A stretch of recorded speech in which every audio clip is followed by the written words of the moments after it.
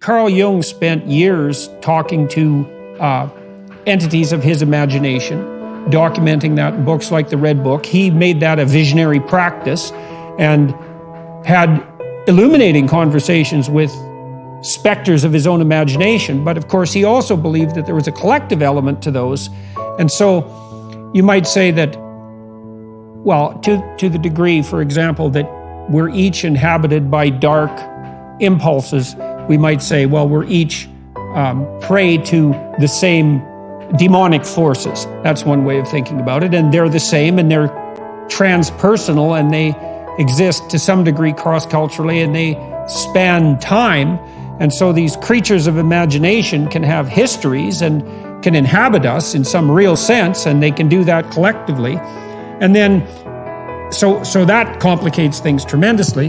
But then I would also ask, in your investigations, your long-term investigations of multiple ayahuasca experiences across different people, are there any commonalities of entities that strike you as particularly significant? I know people talk about clown figures, for example, mechanical clowns in the DMT like state, and elf machines and this sort elves. of thing.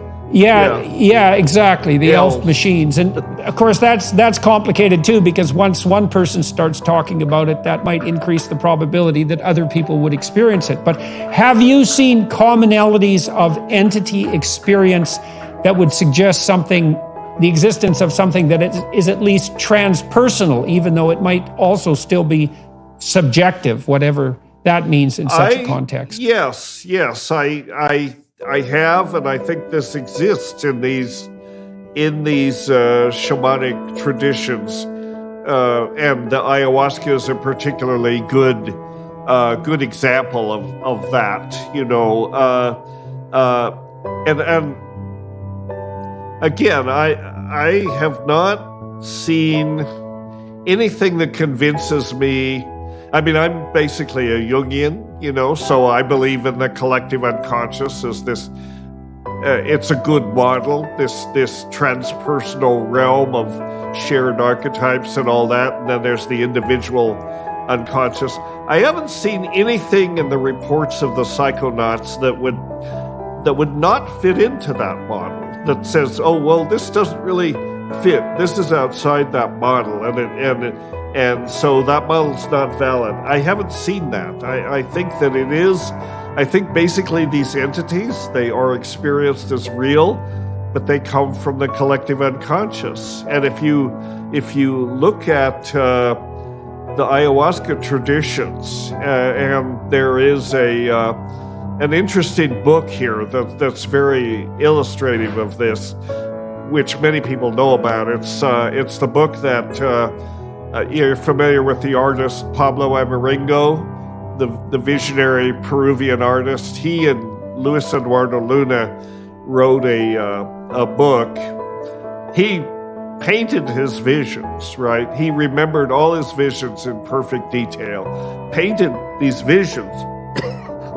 And Eduardo and he collaborated on a book called Ayahuasca Visions, the religious iconography of a Peruvian shaman.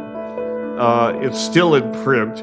The book is remarkable because it's its typical coffee table style format with full color illustrations of the visions on one page and Eduardo's descriptions in English on the facing page, dissecting all the elements of the entities and everything else that you see in these visions, as narrated by Pablo. I mean, Pablo, you know, Eduardo Luna was basically just the transcriber, but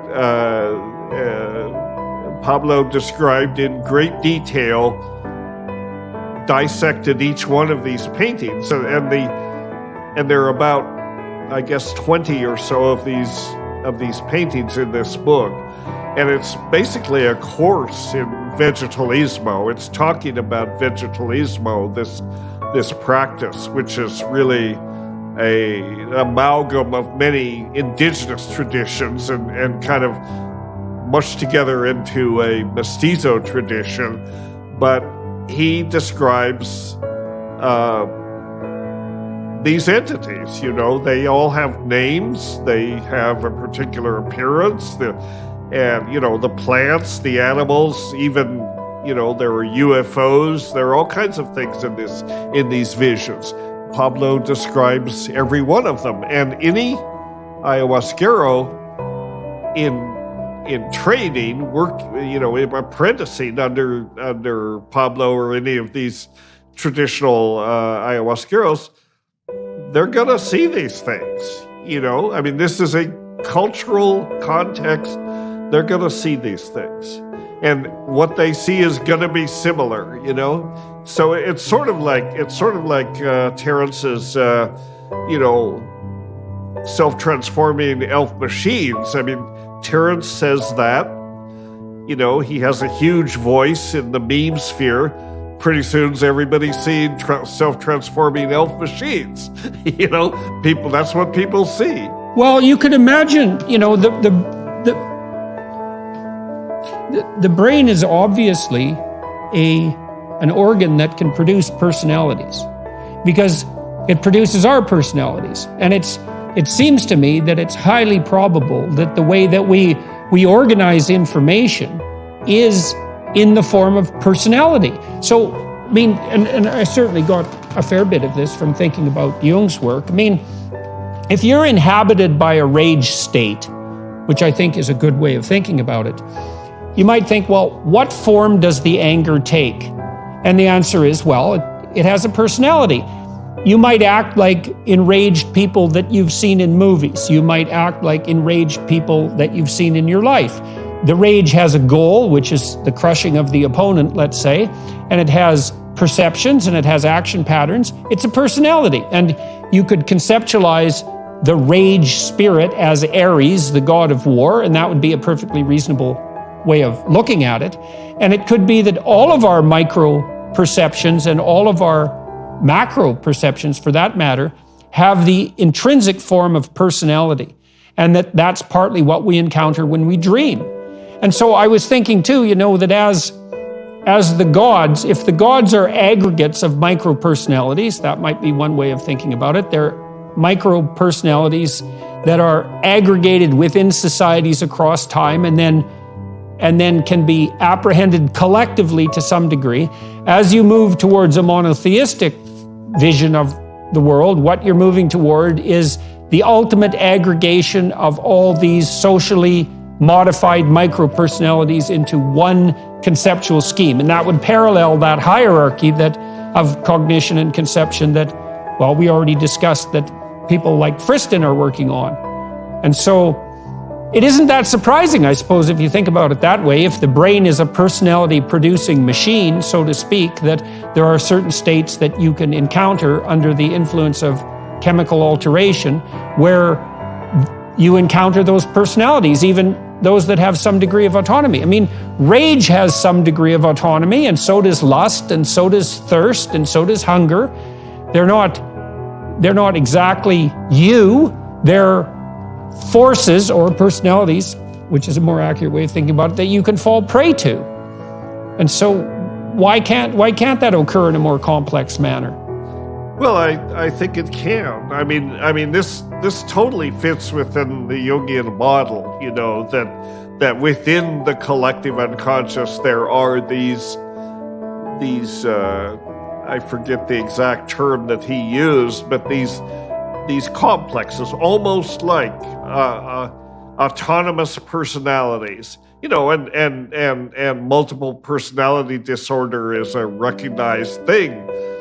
And I guess in some ways, all of us have it in a certain sense, in that we do have these multiple personalities, but they, like rage, lust, and so on, but they don't take over the controls.